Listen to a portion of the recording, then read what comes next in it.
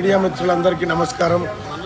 ఇవాళ BRS party ముఖ్యంగా KT Ramarao మొత్తం నైతిక విలువలు మర్చిపోయి దిగజారిపోయి సోషల్ మీడియాలో తప్పుడు ప్రచారాలు తప్పుడు వీడియోలు సృష్టిస్తూ అటు దూరదర్శన్ లోగోలను మార్ఫింగ్ చేసి ఆర్టీసీ లోగోలను మార్ఫింగ్ చేసి మొత్తం తెలంగాణ రాష్ట్రంలో అత్యంత క్రూరమైన నీతి దిగజారిపోయి మన కల్వకుంట్ల తారక రామారావు అండ్ బీఆర్ఎస్లోని కొంతమంది సోషల్ మీడియాలో పనిచేస్తున్నటువంటి వ్యక్తులు వ్యవహరిస్తూ ఉన్నారు.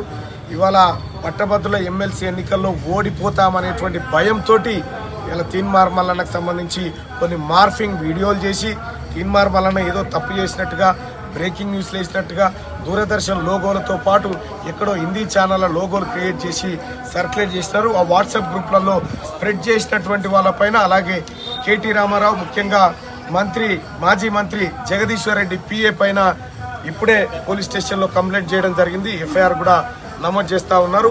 ఇంకా ఎవరెవరు ఇవి వాట్సాప్లో సర్క్యులేట్ చేస్తూ ఉన్నారో వాళ్ళందరిపైన కంప్లైంట్ చేయబోతా ఉన్నాం.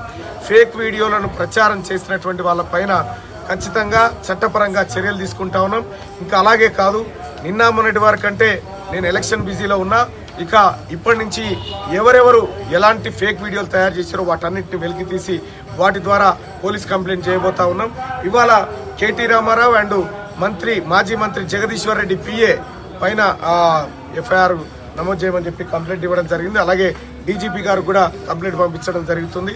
అలాగే సోదరులారా, ఈ తెలంగాణ రాష్ట్రంలో పట్టభద్రుల ఉప ఎన్నికను ఎదుర్కోలేక బీఆర్ఎస్ పార్టీ నీచానికి దిగజారి తప్పుడు వీడియోలను క్రియేట్ చేసి ఏదో ఫామ్ హౌస్లలో ఉన్నట్టుగా ఎక్కడో ఏదో చేసినట్టుగా ఈ తప్పుడు ఫేక్ వీడియోలు క్రియేట్ చేస్తూ ఉంది.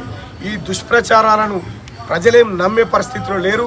అయినప్పటికీ కూడా ఈ తప్పుడు ప్రచారాలపైన కఠిన చర్యలు తీసుకోవాలని చెప్పి ఇవాళ మేడిపల్లి పోలీస్ స్టేషన్లో ఫిర్యాదు చేయడం జరిగింది. కాసేపట్లో ఎఫ్ఐఆర్ కూడా నమోదు కాబోతా ఉంది. ఖచ్చితంగా వీళ్ళపైన చర్యలు తీసుకొని వీళ్ళని జైలుకు పంపే కార్యక్రమాలు తప్పకుండా చేస్తాం. జై మల్లన్న, జై మల్లన్న, జై మల్లన్న, జై మల్లన్న.